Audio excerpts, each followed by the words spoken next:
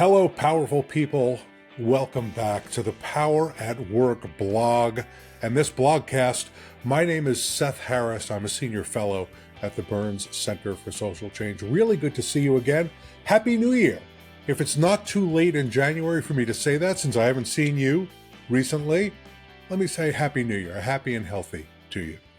In this blogcast, I speak with a few of my fellow labor podcasters about the reason that they became labor podcasters. I talk to them a little bit about their audiences, and then we get into some big labor issues, big conceptual labor issues, and we talk those through. Today, you're going to hear from Judy Ancel, who's the host and producer of the Heartland Labor Forum, Max Alvarez, who's the editor-in-chief of the Real News Network and host of the Working People podcast, and Mel Buer, who's a staff reporter and host for the weekly Real News Network podcast. We'll talk about how they get involved in labor podcasting, and you get to hear what they think about some of the big labor issues today.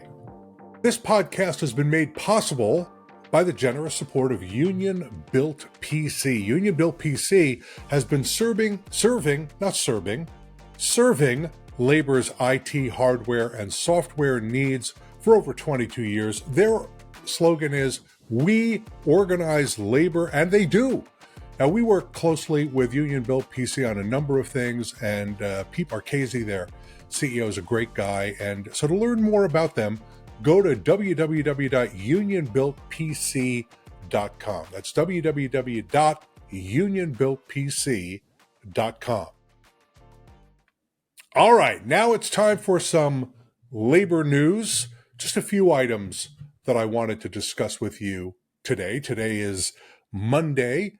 Not Monday. It's not Monday. It's Tuesday. The reason I got confused is because yesterday was the celebration of Dr. Martin Luther King Jr., and today's our first day of work. So it's Tuesday, January 16th.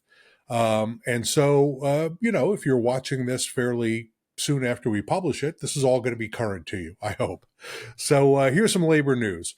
The U.S. Department of Labor issued its final regulation defining the difference between independent contractors and employees under the Fair Labor Standards Act and one or two other laws that use the definition of employee from the Fair Labor Standards Act, the Family Medical Leave Act being the most prominent of those. But I've been seeing some headlines in some newsletters and newspapers and some law firm publications that this is going to mean that millions of gig workers are going to be treated as employees under the law. That's probably not quite true. Let me just tell you a little bit more about what this rule does and doesn't do. First of all, it is an interpretive rule. It doesn't have the force of law. It just expresses the Labor Department's view of how the statute should be interpreted. The courts have the final say on how the law should be interpreted. As a consequence of that, this doesn't really change the law. What it changes is the Labor Department's approach to enforcement and the Labor Department's positions when it enters into litigation on these issues. Now they will be able to take what had been the traditional view of the definition of employee under the Fair Labor Standards Act, the difference between employees and independent contractors under the minimum wage and overtime and child labor law. What the Trump administration had significantly narrowed the definition. What the Biden Labor Department has done is they've gone back to the original understanding, the long-standing understanding. It is much, much more expansive. A lot of courts have said that the definition of employee under the Fair Labor Standards Act is the broadest in the law. But even though it is the broadest in the law, there were questions about how a lot of workers should be treated under that law. This interpretation by the Labor Department is absolutely going to help construction workers and home health workers and lots of other workers outside the gig economy. And that's a terrific thing. And so we should praise Acting Secretary Sue and her staff, Seema Nanda, the Solicitor of Labor, who played a leadership role on this. They should get a lot of credit, but let's not blow it out of proportion. This does not mean that Uber and Lyft drivers are all of a sudden going to be treated as employees. It doesn't mean that all of those issues are going to go away, that this is all encompassing. Only Congress can change the rules to make that happen, and they should. They should take this issue on directly, in my humble opinion. Sticking with the law, actually all three of our items are law items today. Starbucks has succeeded in getting the United States Supreme Court to hear its challenge to a decision by the National Labor Relations Board associated with the board's order direction that Starbucks rehire the Memphis seven employees of Starbucks who were fired illegally. But let me say this case is not about will there be an NLRB. This is not an all-out attack on labor law in the country. It's Starbucks' litigation strategy, which is to delay everything and to avoid bargaining with their union. And so they figured out a way to get to the Supreme Court. The key issue in the case, the central issue in the case, is what standard should be applied when the National Labor Relations Board seeks an injunction under Section 10J of the National Labor Relations Act. That's an injunction that allows the board to go to a court and say, you should give immediate relief to, in this case, those seven workers, the Memphis Seven, because the violation requires it, right? And there are two different standards. The U.S. courts of appeals that have considered this issue have split on the issue. There are two different standards coming out of the U.S. courts of appeals. I'm not going to go into the details here. But that's what the issue is going to be. The Supreme Court is going to choose one of those two definitions that the U.S. courts of appeal have offered. The position of the National Labor Relations Board, or at least some people at the National Labor Relations Board, is there's not really much of a difference between the two standards, or if there's any difference at all, they functionally operate in the same way. So the best way to see this is it's just Starbucks doing Starbucks things, which is trying to drag out litigation so they will not have to bargain with Starbucks Workers United. Now, they still have to bargain. But they're trying to drag things out and impose as many costs as possible on the NLRB and the union. All right, item number 3, I guess Elon Musk got a little jealous of his fellow billionaire Howard Schultz. He said, wait a minute, Howard, you can't be the world's biggest labor law breaker. I want in. And so the SpaceX has filed a lawsuit against the National Labor Relations Board, challenging its constitutionality. I'm not kidding. Challenging the constitutionality of the National Labor Relations Board. Now, SpaceX illegally fired 8 workers because they had signed onto a letter criticizing Elon Musk for some sexist comments that he had made. And so much for Elon Musk, this free speech purist. It's free speech unless you direct a criticism at him, and then it's a crime against humanity, I guess. So the argument here, and let me just say again, this case will not destroy the NLRB if SpaceX were to win. Also, let me say it's not at the Supreme Court. It's in the lower courts right now. But SpaceX's argument is that the NLRB is unconstitutional because the members of the National Labor Relations Board and the administrative law judges who hear the cases in the first instance before they are brought to the board, they can be removed only for just cause, right? And all of you trade unionists out there know what just cause is. Those public officials can only be removed by the president for cause. Now, some of you may remember that President Biden fired the NLRB's general counsel appointed by President Trump, a guy by the name of Peter Robb, and Robb sued and said, well, no, you can't fire me. And the government's position then, and the U.S. Court of Appeals agreed with this, is, well, no.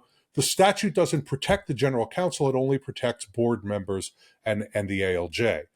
So the position that SpaceX is taking is the statute violates the Constitution by giving employment protections to the ALJs and to the members of the board. Now, they are advancing what is known in legal circles as the theory of the unified executive, or unified executive theory. And the weak view of unified executive theory, or the weak form of unified executive theory is that Congress cannot limit the president's power either to appoint or remove officials that are in an executive position, that are in an executive status. Even though the NLRB is not sort of formally a part of the executive branch, they are performing what SpaceX would argue are executive functions, and therefore the president should be able to appoint and fire those officials at will. So again, even if SpaceX wins,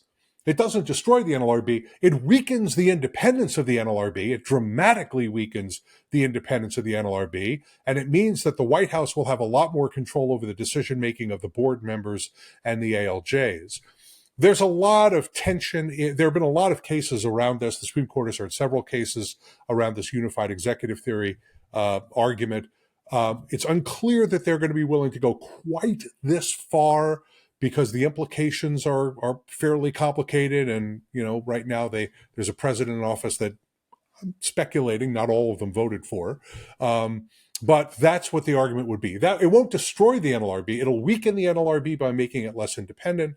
But the NLRB can come right back and charge SpaceX with the illegal firings that they engaged in. Okay, so that's labor news for this blogcast. The Power at Work blog is a proud member of the Labor Radio Podcast Network, which connects over 100 labor radio shows and podcasts.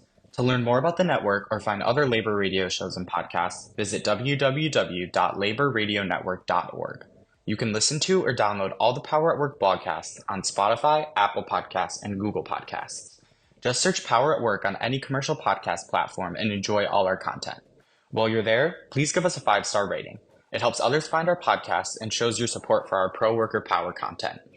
Power at Work podcasts are available right now. Listen and download today.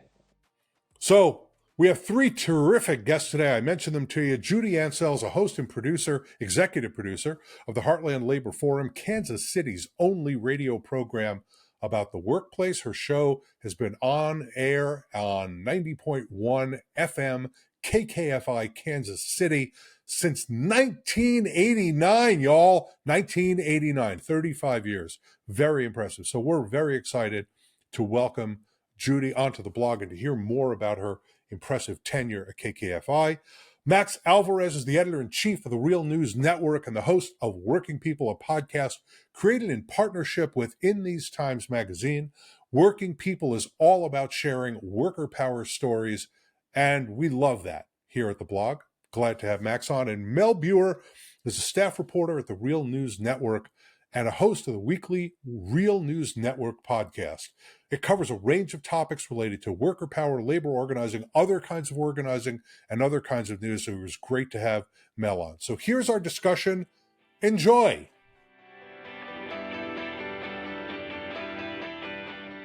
Well, let me start by saying thanks to all of you for being here today. I'm really grateful to you for participating. I'm fans. I'm a fan of all of yours. And I want to talk first about labor podcasting, sort of how you got into it and why you got into it. And Max, I'm going to start with you, and I got to say this first. So my brother has been a radio guy since the late 1970s. He retired just a couple of years ago. So I've been in and around radio and podcasting for a really long time, even if it's just by blood. I've been connected to it. Max, you have the most radio voice of anybody in labor podcasting. You've got that deep baritone. So did you just sort of, after a while, people said to you, hey, you really should do radio? And you said, okay, I found a way. I'm going to use my voice somehow in my profession. Is that how you did it? What got you into, let me start with you. What got you into labor podcasting? Seriously. It's funny you ask. I mean, first of all, thank you so much for the kind words, and thank you for having us on the show. It's a real honor to be on here, especially with Judy and Mel, two fellow labor podcasters whose work I adore and appreciate, as well as the great work that you do here, Seth. So it's a real honor to be here. It's funny because, in fact, the getting into audio work was very much the opposite of what you described. But I remember asking Flash Ferenz the host of America's Workforce in Cleveland, who I listen to every morning. I asked him basically the same question when I interviewed him. I was like, were you born with those pipes? Like, did you just know from birth you were going to be a radio host? For me, it was a little more complicated, to be honest with you, Seth, because I started out as a writer, and I still consider myself first and foremost a writer, even though I never get time to write anymore, I miss it. But that's where I got my start in this media world. I had a column for The Baffler. I was writing for places like The Nation and In These Times. The podcasting came later. It was almost an outgrowth of two things, and I'll be succinct here. But the first was my growing dissatisfaction with the sort of media politics that were happening around 2016, 2017, where it felt like initially I could make a difference in a heated moment of intense political debate, a moment when progressive and independent media outlets like Jacobin, like In These Times, like The Baffler, at the time Current Affairs, right? There was an explosion in independent media as well as podcasts. And I felt like there was a really rich debate going on about what do we do about Donald Trump, his supporters, where does the left go from here, what's happening with the labor movement. And I was participating in that as a writer, but I was growing increasingly uncomfortable with the fact that a lot of folks in that realm were talking about workers, but very few were talking to workers. And I wanted to help be part of correcting that imbalance. And so that's why I really focused on the topic for working people, where I've been interviewing workers about their lives, their jobs, their dreams, and their struggles for many years now. But the other outgrowth was, of course, as folks who know me and know the history of the show will know, is that my family lost everything in the Great Recession. And we even lost the house that I grew up in around 2014. The podcast came a few years later than that because my family was falling apart. And we weren't talking to each other, especially my dad, Jesus Alvarez, who felt like he had and lost this infinite thing of the American dream that he could never get back. And he was punishing himself mercilessly for that. It was putting my parents' marriage on the rocks, our family on the rocks. And so I joke with people that I started my show Working People almost as a ruse to get my dad to talk about this stuff. And we ended up having what is still my favorite conversation that I've ever recorded on the podcast. It's the very first one, the interview with my dad. But I'll be honest with you, Seth, this is the last thing I'll say, and then I'll shut up. It was difficult getting accustomed to hearing the sound of my own voice. I know we all feel that way. I think it's a natural thing, but there was also a lot of sort of like hang-ups with my, racial identity that was tied up in that, right? Because I grew up being told by my Mexican friends that I wasn't Mexican enough, being told by my white friends that I wasn't white enough, and feeling like my voice did not match the face that I saw when I looked in the mirror. And I was always worried about, quote unquote, sounding white. With my education, with the fact that I wasn't a proficient Spanish speaker, and that I had this baritone, that was very uncomfortable for me. But I'm glad that over years I've gotten accustomed to it. I've gotten comfortable with it, and I'm so glad to hear that other folks enjoy hearing the sound of my own voice more than I do. But no, it wasn't something I started out thinking this is what I got to do. Great. So Mel, I think you told me that your podcasting career goes back to your days in college. So I want you to tell us a little bit about what got you into it, certainly as a college student, and what kept you in it professionally. And I'd also like you to talk a little bit about who is your audience and what are you trying to accomplish? Sure. Yeah. So when I was 26, I applied to grad school and got into the University of Nebraska at Omaha to start a master's degree in literature. And during the time, a couple of friends that I had organized with that were members of the IWW that had done a bunch of, local Omaha organizing decided that they wanted to start a podcast. And that was not on my radar at all, but I got invited on to do a couple of episodes, and we talked about various topics. It was really kind of fun, not something that I had ever done before. And one of my friends who was hosting that podcast, he'd been doing it for about a year. He was like, you actually got to have a good voice for radio. Have you thought about doing this more often? And I was like, I haven't, but you never know. Maybe something will come up. It turns out 2 months later, I connected with someone on Twitter who, his name's Pearson Bolt, who runs a podcast called Coffee with Comrades. And he was looking for a co-host. And my name had been thrown at him. And we talked and connected, and we started podcasting together and co-hosting the show together about politics and progressive theory and anarchist theory. And it was something that really kind of dovetailed really nicely with what I was studying in grad school.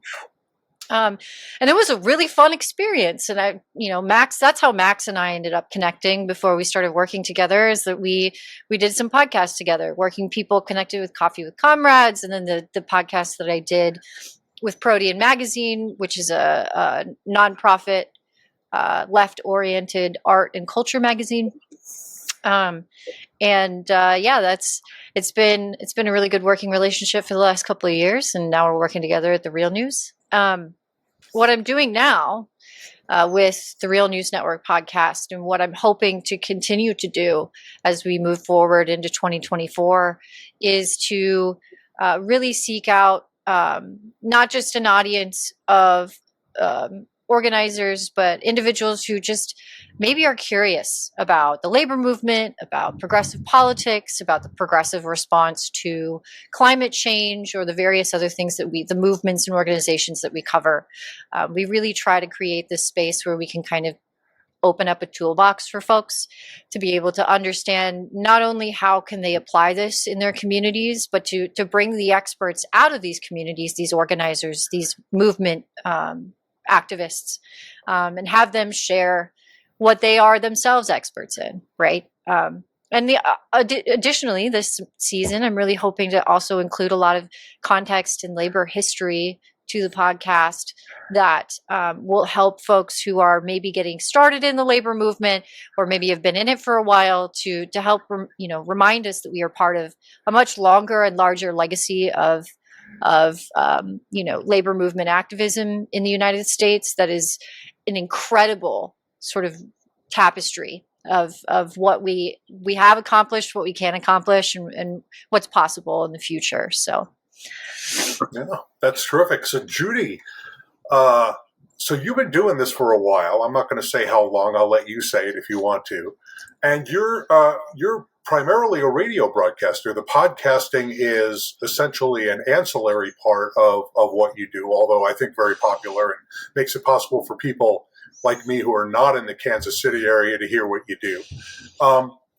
But in listening to your show, it sounds like a big part of your mission is giving voice to the local labor community. Mm-hmm. And I think very, very effectively. In fact, on the show that I listened to, you spoke less than almost everybody else. So tell us a little bit first about how you got started, but also about what you're trying to accomplish with that local labor community in Kansas City. Okay, well, thanks a lot, Seth, and hi, Mel and Max. It's a real honor to be on with all of you. We began our show actually 35 years ago. We're going on 35 years on April Fool's Day, 1989. We broadcast our first show, which was on the Eastern Airlines strike. Ancient history by now. Wow. But, and I remember that the union leader of the machinists at the Kansas City TWA maintenance base got arrested while we were taping for trespassing at the airport during that strike. It was very exciting. Another little tidbit about when we started was that we were still using reel-to-reel tape recorders. And I imagine all three of you can appreciate new technology because reel-to-reel is such a difficult thing to edit because you have to use a razor blade and you have to use Scotch tape.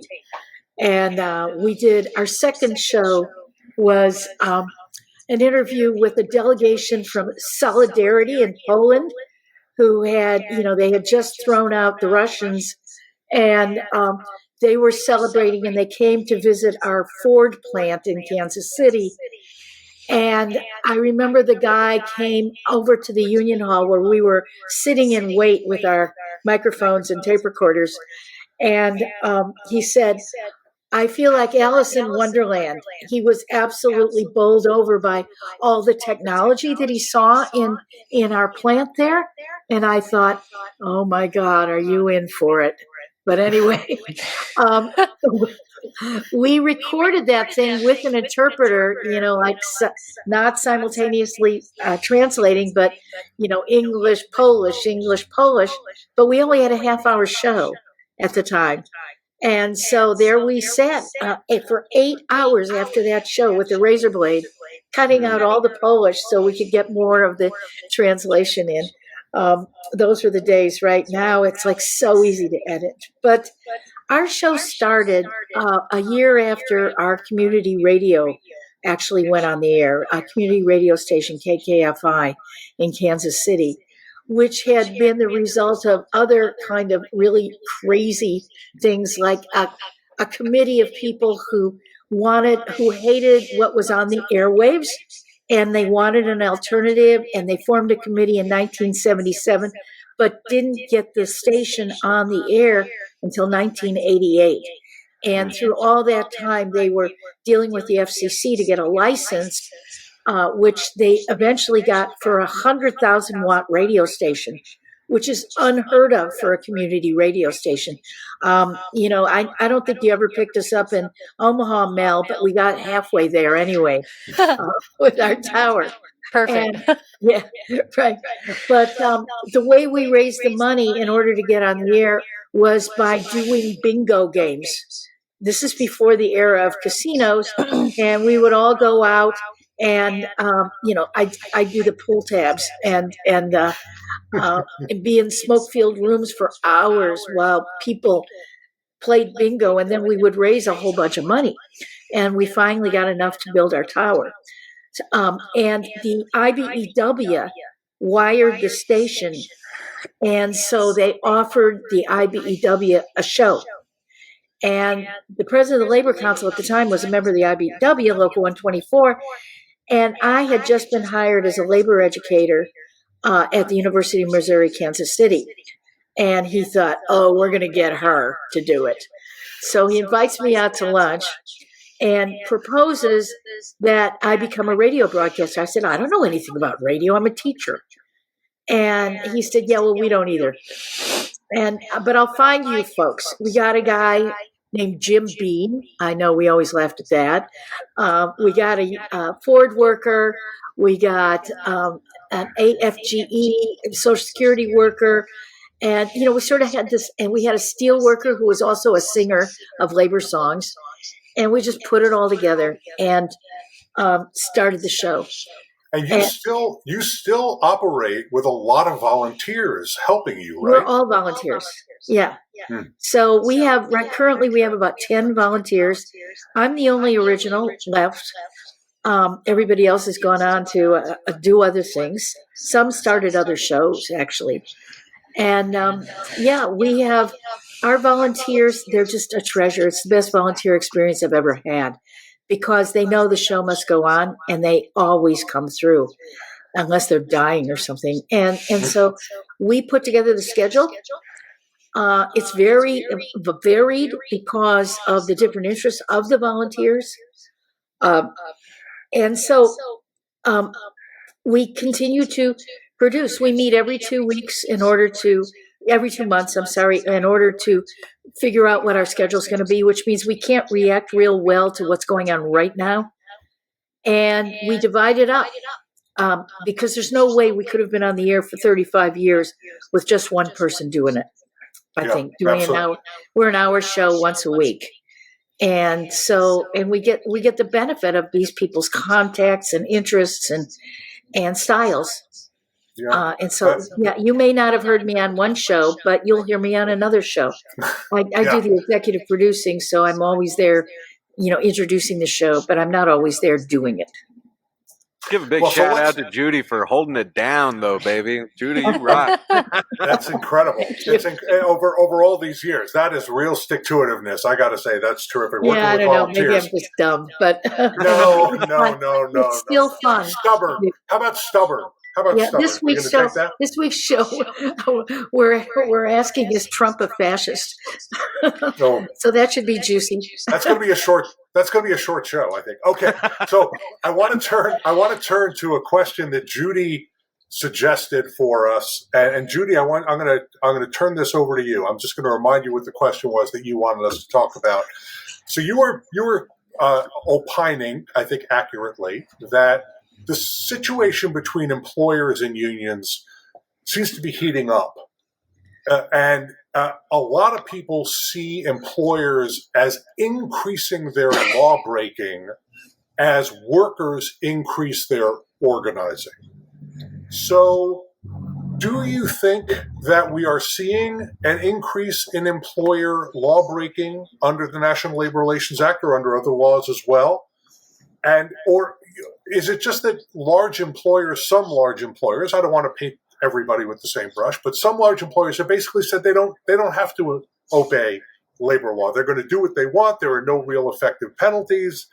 Are we basically back in the pre-Wagner Act era, the pre-NLRA era, the era of the teens and the 20s and the 20th century, where essentially employers do what they like? Judy, that was your question. Mm-hmm. I'm reading it back to you. Let me let you start it out. Okay, well, I realized this, I think, that something was going on here with a real increase in employers violating labor law. First off, employers have always violated labor law, right? And, our labor laws suck. We have the worst labor laws in the developed world. And so it's an invitation to break the law because we have never had a real reform of the only reform we've ever gotten of the Wagner Act, which was passed in 1935, was, of course, Taft-Hartley, which made it worse. And we've had nothing significant ever since, despite, trying decade after decade to reform our labor laws. They're an invitation to lawbreakers. And the only thing I'll say is Howard Schultz. Because, yeah, Boo. Boo. Yeah, when I heard Howard Schultz interrogated by Bernie Sanders in that Senate hearing last summer, I think it was, I said, this guy is doing something that's above and beyond what other garden variety labor law violators are doing. And I think he's the leader of the pack. I think Elon Musk is a devotee as well. What we're seeing is a simply colossal refusal to respect any aspect of the law and the willingness to spend probably millions of dollars on lawyers who are going to try to destroy unions. So, yeah, I think there's a significant increase in certain kinds of employers. Musk may be an exception, but the kinds of employers we're seeing who are basically firing workers, closing stores, refusing to abide by the basic rules of organizing. And then if they lose the organizing drive and they then have to go to the table, are absolutely refusing to negotiate. I recently read an article by Stephen Greenhouse, who I think you recently had on your show. It was a great interview. Thank you. About union busting that's going on. And he gave so many examples of what kinds of proposals these employers are putting forward at the bargaining table, which show that they're absolutely not serious at all about reaching an agreement. They have no good faith whatsoever. And that's, of course, a violation of our labor law, which says that requires that both sides bargain in good faith. So, I think they can get away with this because of the weakness of our labor laws. And I would add, I think they're getting away with it because the labor movement has not figured out a strategy to hold them to account for what they're doing. And I think that what we really need to be discussing is how can we stop this? Because we can't rely on the government to do it for us. All right, now let me turn it over to you and ask you the same question, but also maybe to pick up on Judy's point. Do you think we're seeing an increase in employer law breaking, and what should we do? What should we do about it? Well, I do want to add some, just a thought I was having listening to you, Judy, is that, the labor laws are very weak. The consequences for breaking the labor laws are very weak. It's kind of, I think a lot about the idea that a parking ticket is only restrictive to the people who can't pay for it, right? Traffic laws don't exist for folks who are rich enough to pay for the tickets that they get while breaking those laws, right? Same idea here with these corporations who will spend, hundreds of thousands of dollars, in some cases millions of dollars, on these union busting campaigns. The Real News Network, myself and Max have done significant work kind of tracking a lot of the union busting consultants who will get paid money hand over fist to try and stop union elections from moving forward or getting people to vote no. It's all the same idea, right? But if the consequences for breaking those laws are a drop in the bucket for a corporation that has billions of dollars in profits per year, or however much money, right? Then it doesn't matter, right? So in some ways, I think they've also benefited heavily from sort of toothless NLRB out of the Trump administration, and a much better NLRB out of the Biden administration that still has, budget shortfalls and all these problems that need to be addressed, right? So even the enforcement of these laws is difficult when you have so many cases that require the time, but we just don't have the manpower. The resources aren't there, because in one sector or another, lobbyists have dumped money into the pockets of the people who sign the checks in the federal government and have, stymied this process from top to bottom. So, I think that also sort of plays into this conversation.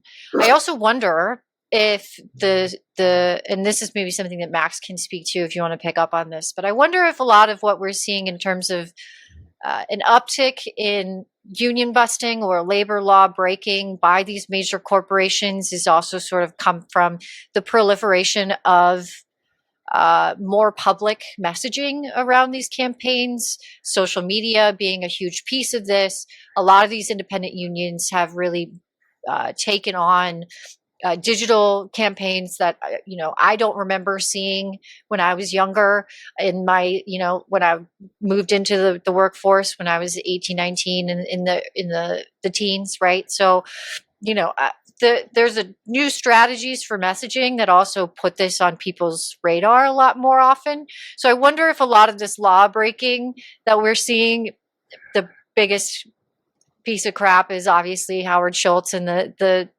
wholesale, just not even paying attention to the hundreds of shops that have now organized under his corporate umbrella, right? Over 300. Yeah, which is great. It's still organizing, still winning union elections, still trying really hard to. I think that's great to see. I think a lot of that is also, we're seeing it on social media. People are talking about it. So we also get to see that these corporations that maybe enjoyed relative anonymity or, got a chance to kind of sit behind the curtain of the process that wasn't really something that was part of the public consciousness, now are dealing with more spotlights, I guess. I don't know, Max, if you want to try and add something there. Yeah, Max, jump in. Wholeheartedly agree with what Judy and Mel were saying, and just wanted to also quote my boy Adam Keller, who's co-host of the Valley Labor Report, another great show out of Alabama. It's actually Alabama's only union talk radio show. Everyone should check it out. But when Adam was on America's Workforce Radio with Flash recently, he put it very succinctly. He said, we have a broken labor law regime in this country, which really incentivizes employers to do the wrong thing because they don't face the penalties for doing the wrong thing. I think that that's basically it in a nutshell. Right. And I mean, let's just call it what it is. Right. When we are talking about employers breaking labor law, they are criminals. We are talking about a corporate crime wave that is happening in broad daylight before our eyes for years on end. right? I mean, but to Mel's point, like perhaps the public scrutiny on this flagrant breaking of the law by employers, big and small, you know, like that has intensified in recent years. But as Judy rightly pointed out, I mean, employers, the standard in this country is that employers are immune from labor law.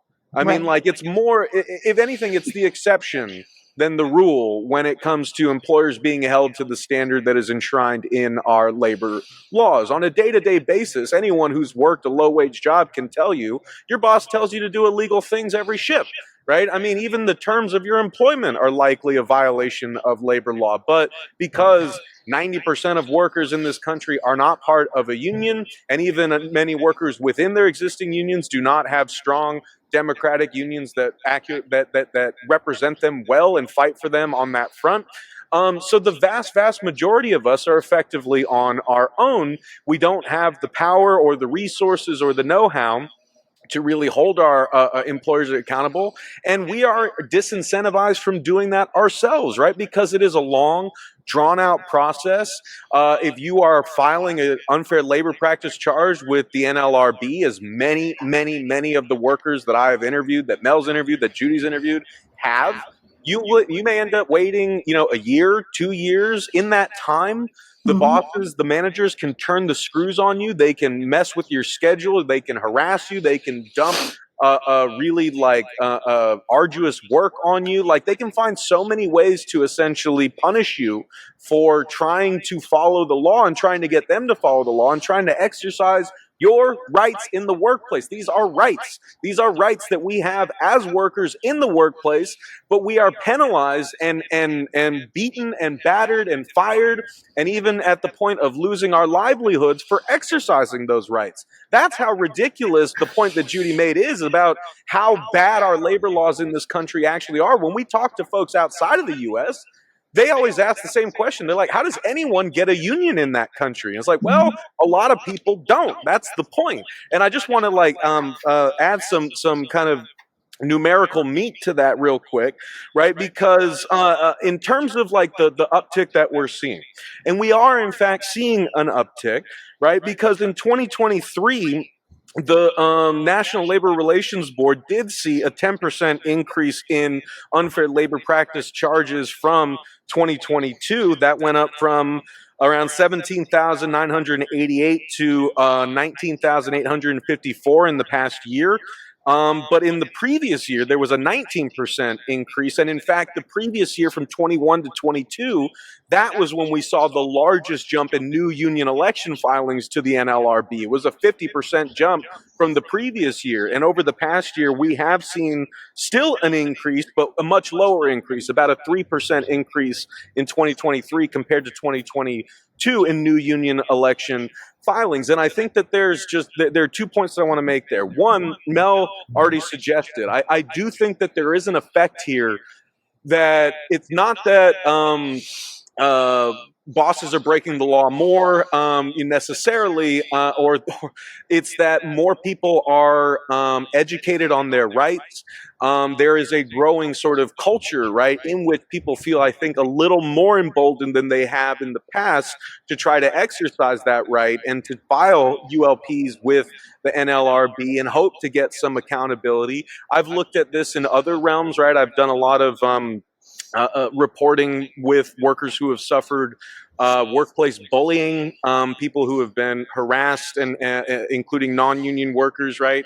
And there is a similar trend in terms of filings to OSHA and other agencies pertaining to workplace bullying and harassment going up over the years. But with that is, again, not that people weren't being harassed or bullied before, but just an increase in consciousness in people's consciousness about the law and so on and so forth. So I do think that is playing a role, but I also really want to underline for people that this is a moment that's not going to come around again. There is something temporary about what we have been seeing, not only because of the sort of radical dynamics, the social dynamics that were catalyzed by COVID-19. We don't have to go into all that. We've all talked about it on our shows. I published a book of interviews with workers during COVID, right? There are a lot of reasons why I think COVID pushed so many workers, old and young, right, to say enough is enough, right? I mean, we were really shown during COVID-19 how little the bosses and even our own government think of us and our lives, right? And so a lot of people stopped and asked themselves, why am I going to break my back? Why am I going to risk my life, my health, and so on and so forth for people who don't care if I die today or tomorrow, right? So I do Right. think that has played a significant role. But what I also want to highlight for people is that we've been in a tight labor market, the likes of which we will not see for generations, right? The boomers are aging out of the labor market. This is the largest generation. Before COVID, right, the largest sector for employment, the sector that was seeing the largest growth in employment was like home healthcare workers. And so like, there is, you know, these are like critical changes that are happening to the economy at a point when AI, new technologies are threatening to automate more traditional jobs and so on and so forth. At the same time that people are being inspired by this labor upswing, but at the same time, last year, the majority of the big strikes just happened to be by unions that were led by that had direct democratic elections. We're going right? to talk about that. We're going to talk about that next. So Can I just jump in? this is a convergence of things that are fleeting, are temporary, and we need to take advantage of that moment. Sorry, Judy, go for it. Go ahead, No, Judy. that's okay. That's great because I just want to pick up on a couple of points. First, and you talked about how like employers are used to getting away with things because there's no enforcement, but it's not just in labor. I mean, when you look at the lack of enforcement of our laws against big business in this country, it's pretty much across the board. It's environmental, it's tax, it's antitrust. It's so many things that big business gets away with in this country, which worsens the lives of working people in many, many different ways by by poisoning us, by making us pay way more than our fair share of taxes, et cetera, et cetera. And so, like it has to do with the whole, I mean, the power of the wealthy, the power of the rich, the power of corporations in this country. It's no accident that labor also. But I wanted to make one other point first before we go on, which is that if you look historically at what makes workers organize and what gives workers the confidence to actually take the risk of organizing, what you find is that success breeds success. In other words, if the people in the next town have successfully organized a union, we're going to have a little more guts to go up and take the risks against our own employers. And that's why what you say, Max, is so important, that there's a momentum here that's building and it can go away. And we need to strike while the iron is hot.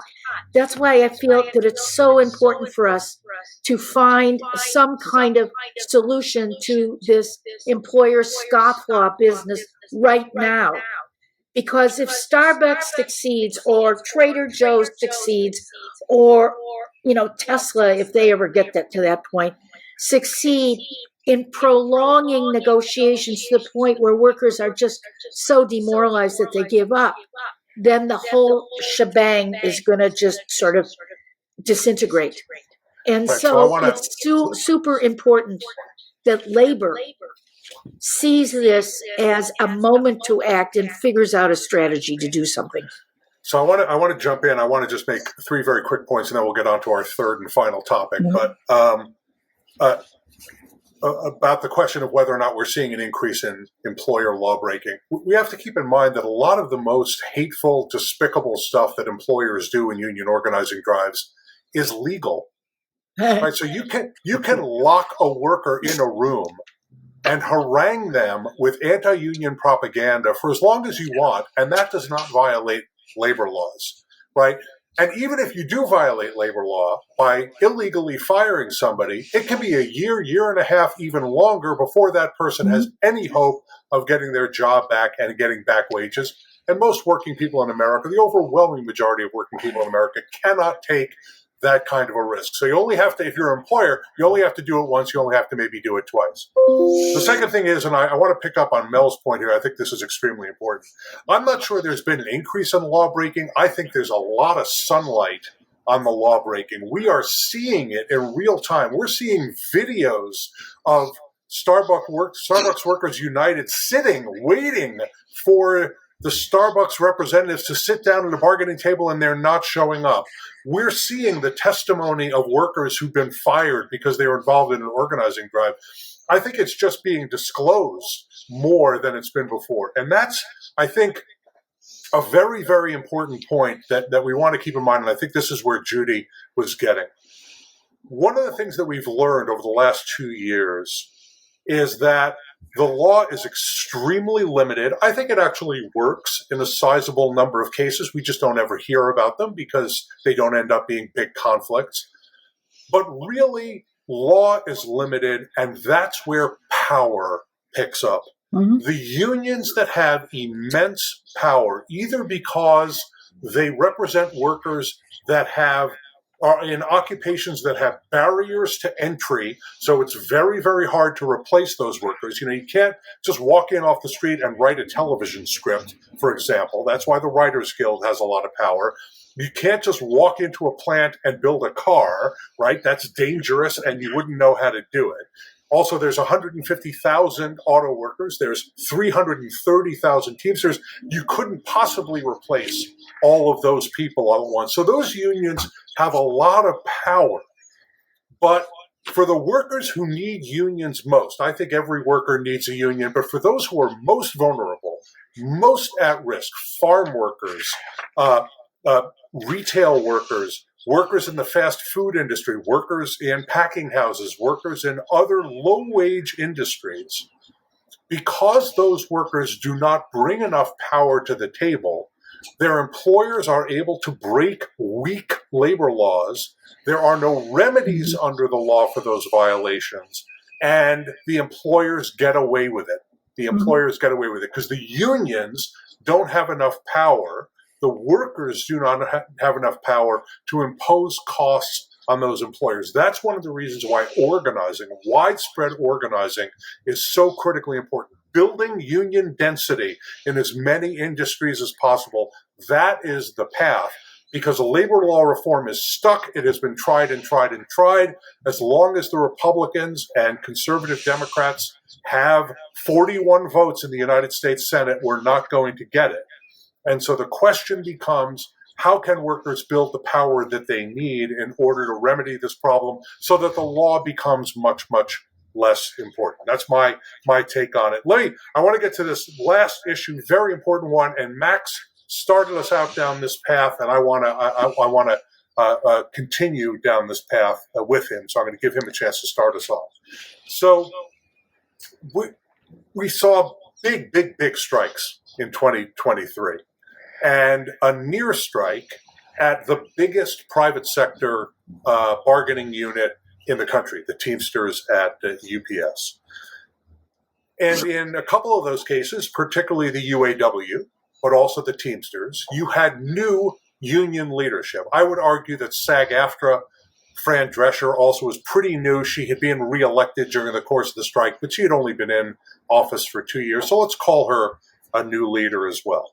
And in the UAW, it was Shawn Fain is the first president of the UAW to be directly elected by the members rather than by delegates to a convention. And there's a reform movement going on in the labor movement. So is there a connection between the labor movement reforming itself and the epic, historic, generational strike activity and activism that we saw in 2023, and also I would say go back to 2022? And if that's true, are we helping workers with reform in the labor movement, or are we distracting them from the real fight? That's the big question that I want to get to. Max, why don't you start us off? So I mean, these are great questions, and I know we don't have too much time, so I'll try to Condense my answers. But yes, I mean, the answer is yes, we have a role to play here. And I'm glad that you phrased it that way, Seth, because that's one thing I wanted to add to our discussion in the previous question as well, right? Is that we all have a role to play here, right? It's not just the workers who work at a given employer, right, whose struggle this is. This is all of our struggle. If we want working people in this country and beyond to actually have more of a say in the world that we make happen with our labor, because right now the people above our heads are making all the decisions and the world is going to hell, right? And so I think we need more democracy in general to save this burning planet, and unions need more democracy as well, because the entire principle upon which the labor movement is based is translating the essence of democracy into the workplace, right? And so if unions are supposed to be these democratic engines of worker empowerment on the job, in the workplace, then unions themselves should be democratically run, or at least more democratically run than a lot of them are right now. And I think that we all have a role to play in that, and it is not a distraction. Democracy is never a distraction. Democracy is important and necessary for this movement and other movements to survive, right? Otherwise, you can create, a top-down authoritarian type movement, but how far is that going to get you? How loyal are people going to be? How hard are they going to fight for you if they don't feel like they have a say in where that movement actually goes? And I think that why we saw so many high-stakes contract fights and wins last year was because, as I mentioned earlier, there was a unique quality to the strikes we saw last year, in the fact that the majority of those unions that went on strike have democratic elections of their top union leadership. That is not the case for the majority of unions in this country. In fact, as Chris Boehner wrote succinctly in Labor Notes, quote, "Of the top 20 unions representing approximately 13.3 million members and 83% of all U.S. union workers, only 6 have direct elections. Only 20% of all union members, or 2.7 million, have the right to directly elect their top officers. In contrast, 80% of members, or 10.6 million workers, have no such right." Right? And so what we saw, to your point, Seth, last year, which was so exciting and inspiring for people, is the result of more democratic unions, right? I mean, the Teamster, and those did not come out of good circumstances. The Teamsters only have democratic unions because of Hoffa and all the corruption, and they were put under a federal consent decree back in '89. And so the only reason the government didn't take over their union was because they came to an agreement to say, we're going to have direct election over our union leadership so that democracy can be the antidote to corruption.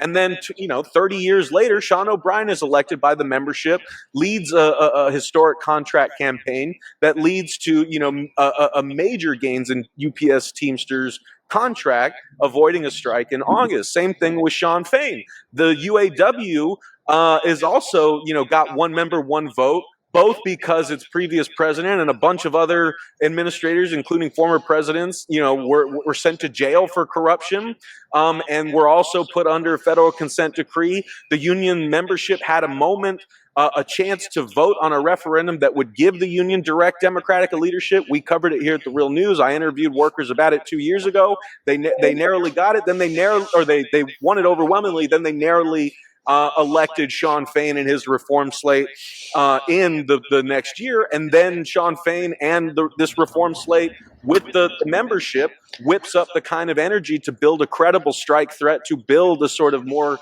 democratic fervor within a union that did not have it, until recently, right? I remember in the first season of my podcast, Working People, I was interviewing GM workers on strike in 2019. They did not talk about their union, the UAW, the way that workers are talking about the UAW now. They didn't even know what they were going on strike for half the time. They didn't know what the directions were. They didn't know how long they were going to be out. They didn't know what progress was being made at the bargaining table. It was a very, very different union just 5 short years ago. But this is what, more bottom-up energy can do for a movement. And I think that is really crucial. And there are like I said, other, major unions like the Steelworkers, SAG-AFTRA, the Writers Union, right, that have direct democratic elections for their union leadership, but many do not. And so I think that, there are a lot of unions that need more of this democratic energy. They need to hear more from the rank and file and be held accountable by the rank and file, because we are at risk of running out of that momentum that Judy mentioned if we have folks going into massive sectors like food and service work, and like maybe they're becoming part of a UFCW local and they're hating their experience. They've never met their union rep. All they know is that dues are coming out of their paycheck, and they don't know what they're even getting for it, right? So there's a lot of work to do here. Sorry, I'll shut up. No, you don't have to shut up, but we do have to get over to Mel. Mel, let me give you a chance to get in on this now, and I want to be careful because, if you pose the question as, are you for democracy or against democracy? It's kind of not a very fair question. Nobody's going to come out.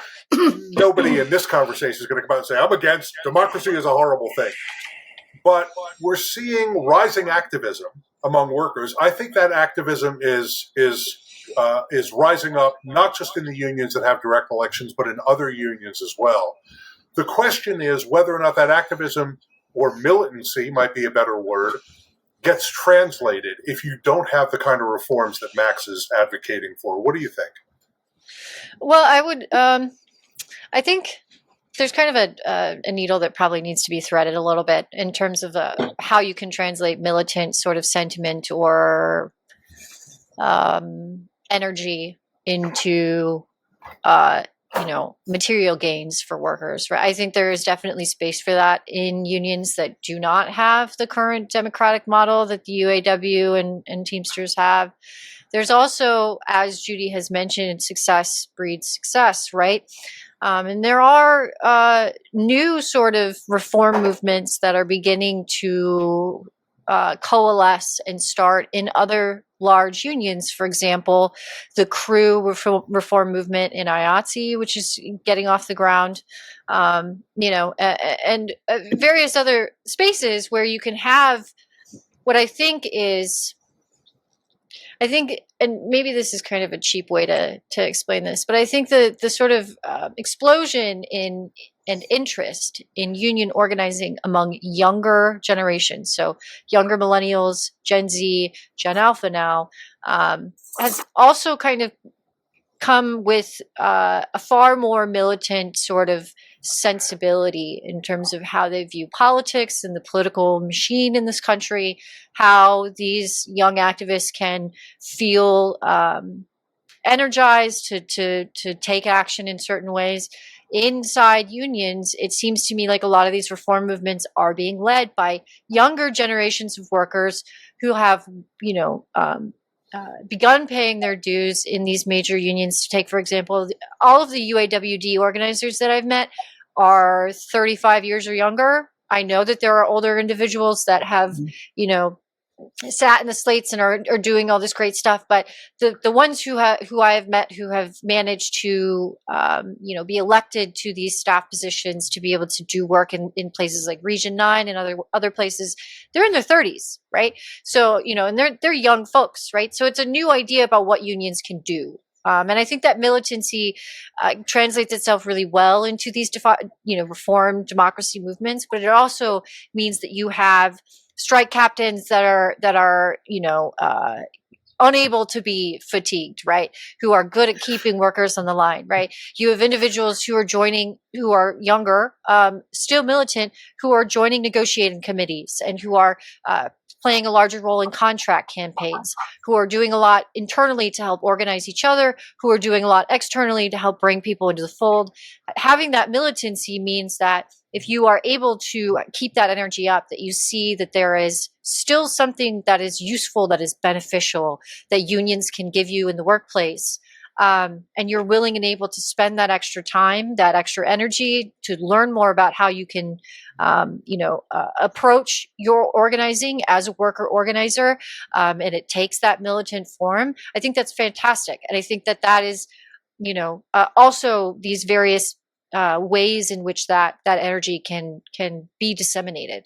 And oftentimes, as in the case with crew, is that a lot of those IATSE workers, to my understanding, based on Labor Notes' great reporting, is that these folks they're young folks who were activated during the 2021 contract campaign, and walked away from that strike authorization and that tentative agreement, sort of backroom deal, as a lot of them say, extremely disappointed.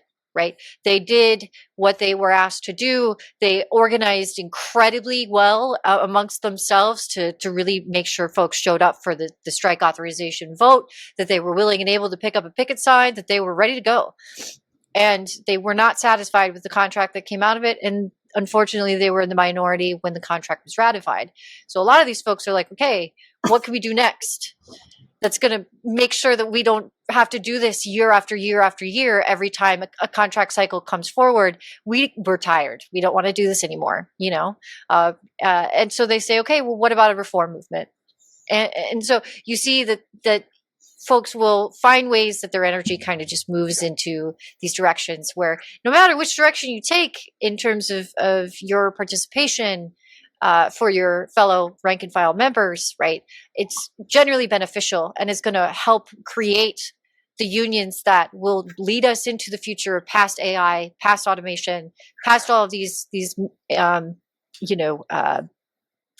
threats to our workforce, and give us the space to be able to actually do something that has a material benefit to a large amount of people. Okay, Judy, the connection between democratic reform and activism, effectiveness on the picket line, the ability to win a contract, a really great contract. That was one of the notable things about 2023 is best contracts we've had in a generation, not just at the UAW, not just at the Teamsters, but across the board, record wage increases. And some folks are attributing that to the reform movement and the activism that it was built off of. What do you think? Well, I thought that too, until I talked to our local president at GM in Kansas City. And I said, so do you think that the reform movement really made a difference, having one man, one vote? He said, I'd like to think that, but then I looked at the turnout. And the turnout in the election for president in the UAW was abysmal. And so clearly there's a lot more to it than simply being able to directly elect your union president. I was a member of the Steelworkers back in the late 70s and 80s, and we had direct election of our president, and the union was super dictatorial. It was very top down, at least where I was. And as I remember, there were some stolen elections and corruption, etc. So, yeah, it's a great reform, and I think it's absolutely essential, but it's certainly insufficient for creating a democratic culture. We don't have a democratic culture in this nation. How many people actually participate in politics? How many people vote? It's a minority. And so, the culture in general does not encourage democracy. And in fact, many people are saying we're losing democracy, with a real increase in the number of people who don't think that democracy is serving their interests. So, we need a culture change overall to get more people to actually take responsibility for being involved in democratic decision making and activism, et cetera, et cetera. So, I think that, yes, it's very important, but it certainly isn't sufficient. I'm thrilled to see a democratic movement developing in the UFCW. It's long overdue. I hope it succeeds. I know that having more union members take an interest in their union and becoming involved is an absolute essential for winning good contracts. There's no question about that. I think the question is, how do we do it? Who is actually getting on the bully pulpit and calling for that within our unions? What I see, even in so-called democratic unions, is still, our local Teamsters here in Kansas City. You have militant rank and filers who want to fight, and the leadership doesn't like that. The leadership gets them fired.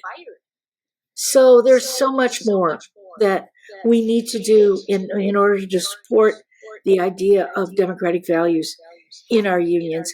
We need our unions themselves, the top leadership, the AFL-CIO, to take a stand for it instead of simply grudgingly accepting it when some court orders a union to reform. Why aren't our unions from the top taking a stand for democracy? Why aren't our unions from the top saying, everybody go boycott Starbucks, or everybody show up for surrounding Starbucks, and saying this is unacceptable? Why aren't they doing that? Why is it up to rank and filers and allies and Jobs with Justice and those groups to win what the top labor leadership ought to be calling for? Yeah. Thanks, Judy. And let me just say, I learned something very, very important from this blogcast, and that is if you bring together a group of people who talk for a living, you're going to get a lot of talk. And so we went way longer than I thought we were going to go, but it was worth every second. It was worth every second. All right. Mel, tell everybody where they can find you. I'm not going to say. I'm not going to talk. I'm going to give Mel a chance to tell everybody where they can find her. Mel, where do they find you? Well, I am hosting the Real News Network podcast. You can find episodes at therealnews.com. You can also check us out on Spotify, YouTube. We're on most major platforms. If you want to send me a message or yell at me about anything that I said in this podcast, you can find me on most social media. Just look for Mel Buer. That's Buer. Or you can email me at mel@therealnews.com. Thanks, Mel. Judy, where can everybody find you? Well, we post all of our shows. You can subscribe to the podcast on, I think, just about any phone you have. You go to heartlandlaborforum.org or go to kkfi.org and look for Heartland Labor Forum. Max, where can everybody find you? So folks can find my stuff, Working People, my podcast, which is syndicated with the Real News Network and In These Times. You can find them there. You can find it wherever your fine podcasts are sold. You can also find the Real News Network on YouTube, on our podcast feed, on our website. Please go to therealnews.com/donate because we need folks like you to support our work so we can stay independent and stay on these important stories. So please, please, please donate now. You can also find my guest segment, The Art of Class War, on the Breaking Points channel, which I do every couple weeks. You could also find my book, The Work of Living, at Or Books. Try not to buy it from Amazon if you can. In last 15 seconds, I just want to throw in 3 quick points. One, while we've been talking about what's coming up, I want to impress upon people that we cannot forget about the people we've left behind, right? We cannot forget about the fact that 90% of workers in this country do not belong to a union. So organize the unorganized. We have so much work to do. It's not just about the unions that are taking strikes now. Also, please do not forget about the smaller unions that have been on strike and have not won the contract gains that the UAW and the Teamsters did last year, especially unions or groups of workers with multiple unions like the folks at the Pittsburgh Post-Gazette who have been on strike since October of last year. Their employer at the Pittsburgh Post-Gazette refuses to abide by labor law, refuses to bargain in good faith, and keeps just waiting out the unions and hoping that everyone quits and leaves their job. So we need to be there, just like we need to be there for the Starbucks workers who new union election filings have nosedived over the past 6 months because new stores are seeing how much union busting the previous stores are facing and that they haven't got a contract yet. Same thing's happening with Amazon labor union. So if you guys are listening to this and you want to see that movement grow, you actually have a role to play. You cannot forget about the workers who haven't won that contract yet, who haven't won that strike yet. So you got to stay on top of that. You got to let those companies know you have not forgotten about these struggles. So thank you so much for having us on, man. Really appreciate it.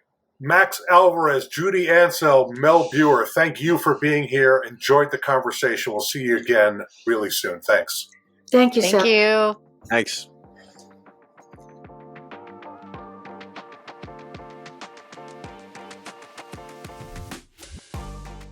You can stay up to date with the latest news about workers, worker power, and unions by subscribing to the Power at Work blog. You'll receive the weekly download, a Power at Work newsletter sent straight to your inbox. The weekly download collects about 24 of the week's articles, academic studies, press releases, podcasts, and videos from across the internet. We'll find the stories and deliver them directly to you. So subscribe to the weekly download right now on the front page of the Power at Work blog. Go to poweratwork.us. Thanks so much for hanging around and watching the whole blogcast with our labor podcaster friends. We hope you enjoyed it. And let me say, you can find more of our blogcasts and podcasts on the blog at poweratwork.us or on Spotify, Apple Podcasts, Google Podcasts, or whatever commercial provider you use. You can connect with the Power at Work blog team in a lot of different ways on social media. We have pages on LinkedIn and Facebook. Just search Power at Work blog. You can find us at Power at Work blog on Twitter, X, and Threads. You can find us at Power at Work blog on Instagram. At Power at Work on Instagram and TikTok. You can find all our blogcasts on YouTube on the Burns Center for Social Change channel. Thanks again for joining us, and we hope you'll catch the next blogcast from the Power at Work blog. We'll see you back on the blog soon.